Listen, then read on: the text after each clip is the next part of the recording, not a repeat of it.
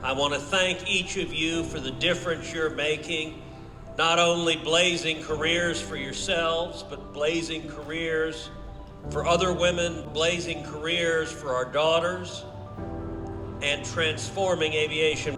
There's a total of 55 recommendations that we wrote about in our report, and 13 of those are congressional recommendations. So we came up with a report that has 55 recommendations. Some are for Congress, some are for industry. Today we're here to talk to you about the ones that we are recommending to get congressional support.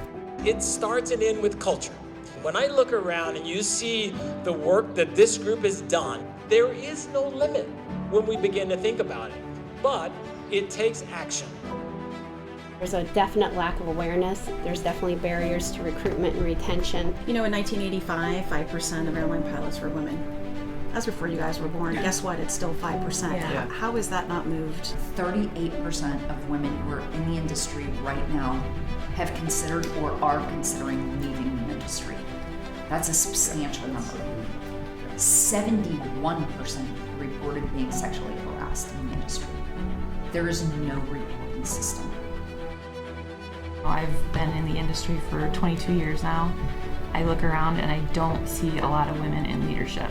When women and people of color gain, that does not mean the people already in there lose. The timing of this is really critical. We need pilots, we need maintenance technicians, and so we need to attract other talent.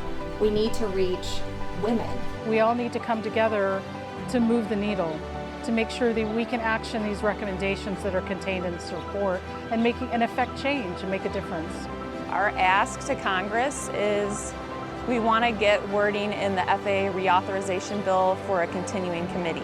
Our specific ask today is foundational for the recommendations being implemented, and that is the establishment of a permanent advisory committee. We think the permanent advisory committee is so important to ensuring that this report doesn't just become a report. If we really enact the things that we put into that report, we will see the face of aviation change. My commitment as administrator is to ensure that our policies reflect our commitment to diversity, that our recruitment efforts and our aims at retaining top-tier talent all kind of comport with not only what's spelled out in the report itself, but is just the right place for us to be in.